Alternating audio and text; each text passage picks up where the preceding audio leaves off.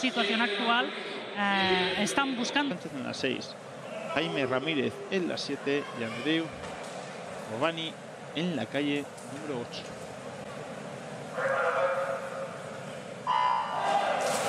Ganadores ya con tiempo de inscripción en los 52 segundos. Es posible que empecemos a ver aquí ya romper esa barrera de los 53. Largos y vuelven bien. Sigue metiendo pies Marcos García Olivares.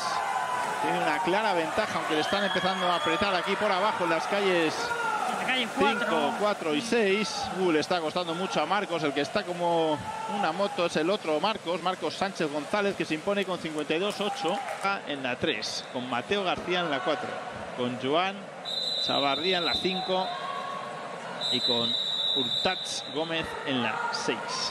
El 5 de primer año junior.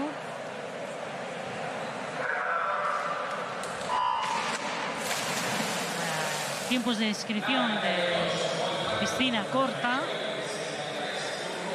¿no? Porque en el 400 es sorpresa, pero tampoco había un favorito claro, ¿no? O no había 2 o 3 nadadores claros favoritos, ¿no? Ninguno puede decir de los grandes favoritos. 4, a Bryce Novo en la 5, Andreu Obani en la 6, a Xavier Nanclares en la 7 y a Hugo Sánchez en la calle baja del 1-6. El primer 1-5 que vemos, que acaba de lograr el nadador del Club Natación Portamón. Vamos acercando poquito a poquito. Esos 5, 1-4.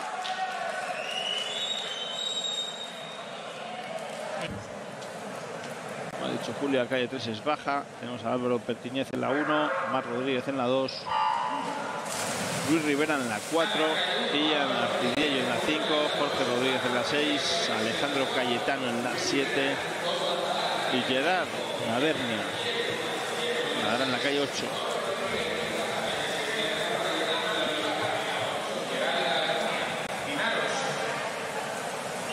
Pues como vemos ya se va a disputar la victoria y llega y se queda 3 décimas, 1.58.6 para Jorge Rodríguez, que gana y mejora el tiempo en sí. Mateo García del Arteixo, está Samuel Falcón del Cerca San José, Unai Zubeldia del Tolosa Aldea Usábal y Andreu Giovanni del Club Natación Vinaros.